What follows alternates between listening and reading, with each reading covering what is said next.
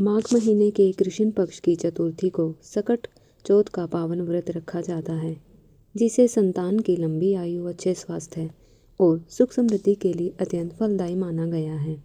धार्मिक मान्यताओं के अनुसार इस दिन माताएं पूरे श्रद्धा भाव से व्रत रखती है और भगवान श्री गणेश और चंद्रदेव की पूजा करती हैं।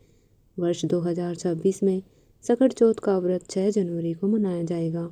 यह व्रत तब तक पूर्ण नहीं माना जाता जब तक रात के समय चंद्रमा को विधि विधान से अर्घ्य न दिया जाए।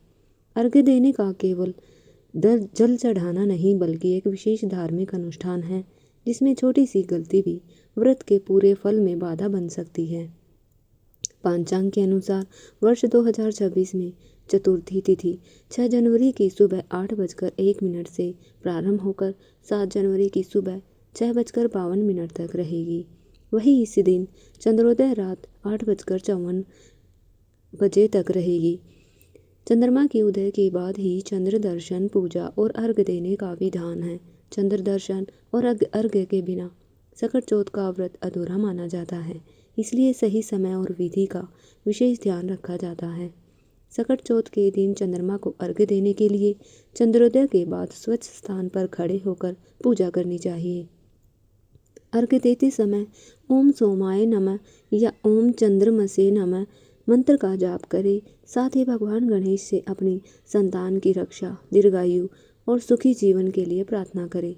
अर्घ्य हमेशा 3 बार थोड़ा थोड़ा करके अर्पित करना चाहिए। इसके बाद वहीं खड़े होकर 3 बार परिक्रमा करने का विधान है। अर्घ्य देने के लिए एक लोटे में जल, दूध और थोड़ा सा गंगा जल मिलाएं। इसके साथ ही सफ़ेद तिल, अक्षत और सफ़ेद फूल भी अर्घ्य में अवश्य डालें। ध्यान रखें, केवल सादा जल अर्पित करना शास्त्र सम्मत नहीं माना जाता। इसके अलावा अर्घ्य देते समय जूते चप्पल पहनना वर्जित माना जाता है, इसलिए इस बात का विशेष ध्यान रखें। यदि किसी कारणवश उस दिन चंद्रमा के दर्शन न हो पाए या बादल आदि के कारण चंद्र दिखाई न दे तो घबराने की आवश्यकता नहीं है। ऐसी स्थिति में एक थाली या चौकी पर चावल से चौथ के चंद्रमा की आकृति बना ले। इसके बाद चंद्रदेव का ध्यान करते हुए विधि विधान से पूजा करें और अर्घ्य अर्पित कर व्रत को पूर्ण करें। मान्यता है इस विधि से किया गया पूजन भी पूर्ण फलदायी होता है।